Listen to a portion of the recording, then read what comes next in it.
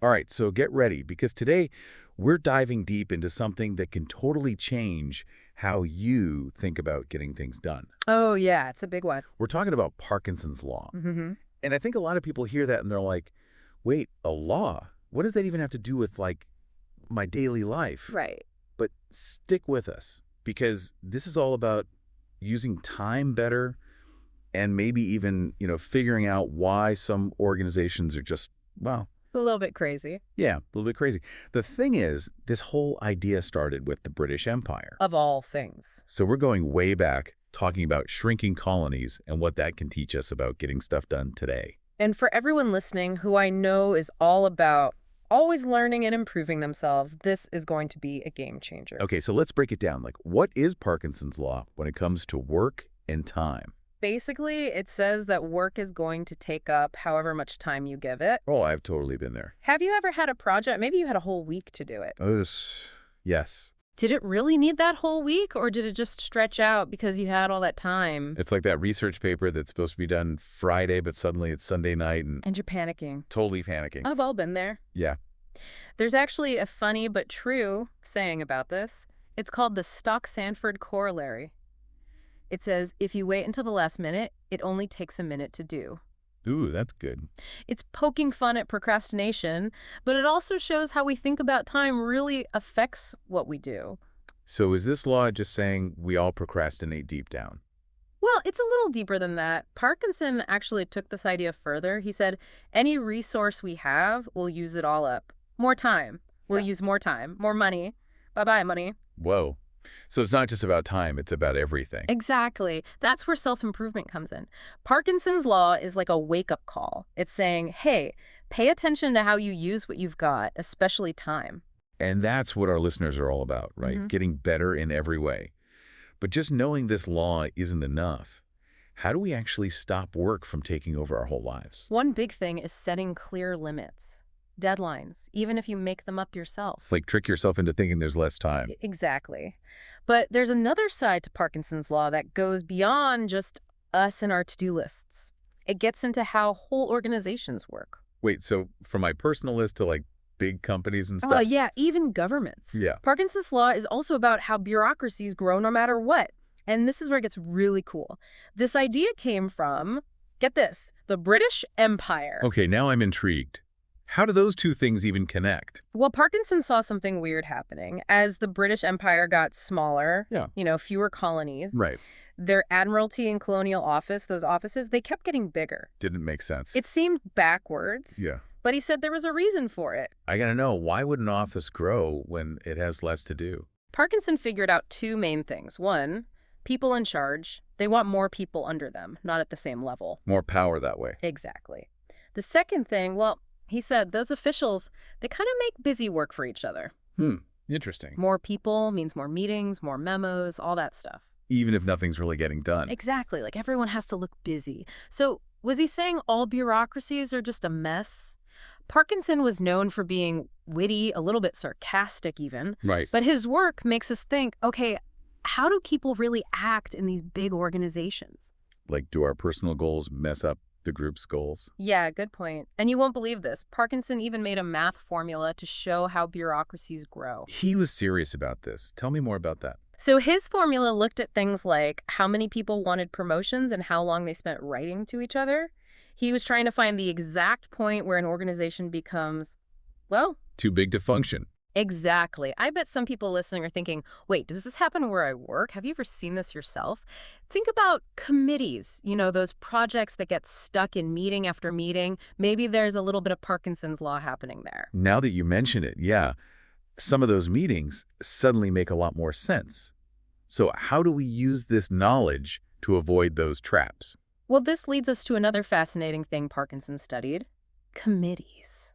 The dreaded committee meeting. There's a law for that, too. You could say that. He came up with something called the coefficient of inefficiency for committees. Fancy. Basically, he said committees get worse and worse the bigger they get. Okay, so what's the magic number? Like how many people before it all goes wrong? He calculated somewhere between 19.9 and 22.4 members. Wow. He even used decimals. It's like he figured out the exact recipe for committee disaster. He really did his research. And it's not just the number of people, it's also how complex the problems are and how much pressure there is to decide things quickly. Makes you wonder, is there a perfect size for any group? Brian. Yeah, that's a question worth thinking about. And it all gets back to how groups work together and make choices.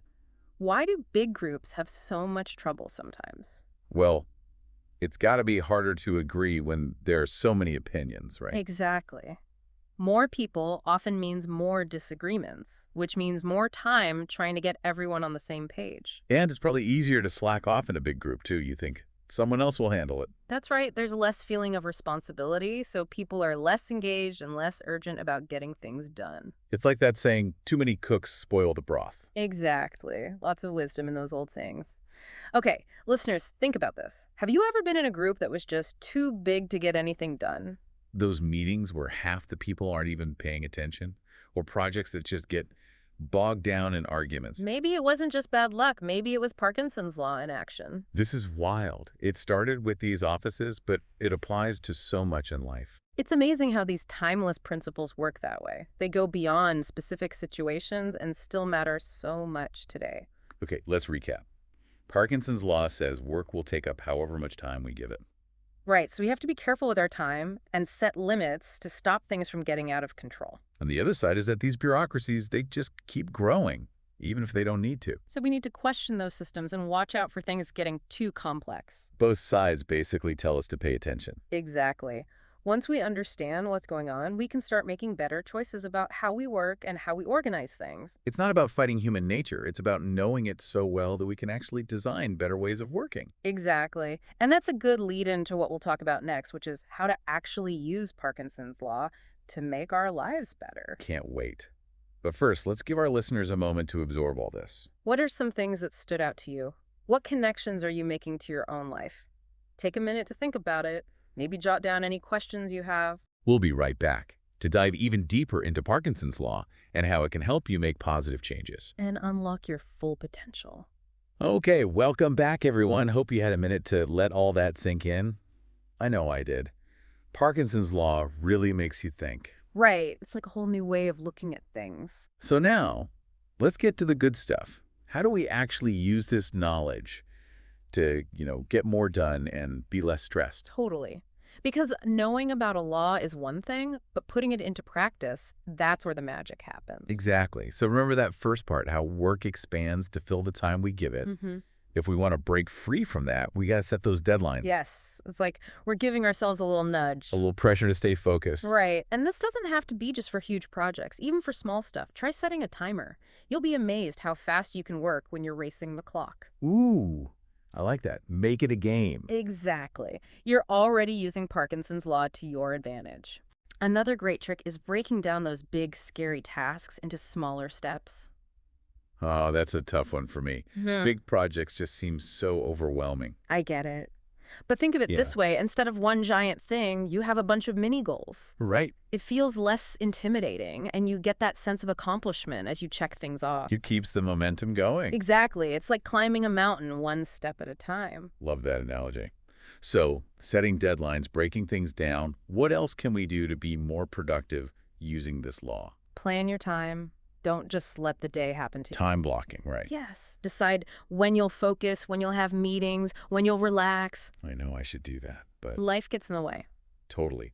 I end up just reacting to whatever comes up, and then I feel so scattered. I think a lot of people feel that way, but when you take control of your schedule, you're really taking control of your time and energy. It's like being the boss of your own day. Exactly. And it goes back to being aware of how we use what we have.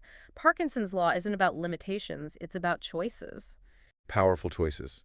And this awareness, it's important for the groups we're part of too, right? Yeah. Like at work. Absolutely. Remember that second part of the law, how those bureaucracies just keep growing? Yeah. Well, if we understand that, we can start to spot those problems where things are just way too complicated. So don't just accept those long meetings and endless processes. Question them. Yes. Ask yourself, is there a better way to do this?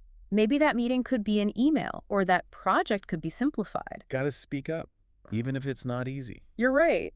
And even if you can't change things yourself, just bringing it up can make a difference. Yeah. Sometimes awareness is the first step. So basically, if we use this law the right way, it can actually help us. Exactly. Instead of being a problem, it can be a source of motivation. We can be intentional with our time, structure our work better, and even make organizations run more smoothly. It's all about making conscious choices and being willing to challenge the way things are. And it's not about being a robot, right? Yeah. We don't have to squeeze every last second out of the day. No, it's about finding what works for you so you can reach your goals and still feel good about it.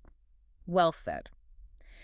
And as we wrap up this deep dive into Parkinson's law, I want to leave you with one final thought. Ooh, I love a good final thought. What is it? So Parkinson's work, it was often kind of funny, a little bit satirical, but there's a deeper message in there about us, humans, and how we deal with time and resources. I'm listening. Think back to that saying we talked about, the Stock-Sanford corollary. If you wait until the last minute, it only takes a minute to do. Yeah, we laughed about that, but there's some truth there. Right. It's like we need that pressure to do our best work sometimes. So maybe a little bit of Parkinson's law is actually a good thing, that sense of urgency. Exactly. Maybe it can spark creativity and help us get stuff done. So instead of trying to fight it, we should learn to use it. Find that sweet spot where you have the pressure but also space to do good work. This has been such a mind-blowing conversation. I feel like I have a whole new toolkit for getting things done. Me too. I hope our listeners feel the same way. Remember, everyone, knowledge is power. And now that you know about these forces at play, you can make better choices, work smarter, and design a life that's both productive and fulfilling. So keep exploring, keep learning, and keep pushing yourself to be your best. It's like we can use that pressure to get things going, but also, make sure it doesn't turn into total chaos. Yeah, finding that balance is key. And it's not just for ourselves, but for those bigger groups we're a part of too. So how do we bring this whole Parkinson's law awareness to work, to our teams? It starts with asking questions, not just accepting things the way they are. Like, why are we doing it this way? Could this meeting be an email? Does this process even make sense? Exactly. Have the courage to suggest doing things differently, even if it's not what everyone's used to. Sometimes just bringing it up can spark a change. Right? Awareness is powerful. So if we really get this law, we can use it to our advantage, both personally and professionally. Absolutely. It's not about denying human nature. It's about working with it to create something better. This has been eye-opening. Seriously. I feel like I have a whole new approach to work and how I use my time. Me too. I hope everyone listening feels the same way. It all comes back to this. Knowledge is power. Now that you know about these forces, these patterns, you can make conscious choices. Work smarter, not harder. Design a life that works for you, that's both productive and fulfilling. Until next time, keep learning, keep questioning, and keep aiming for that best version of yourself.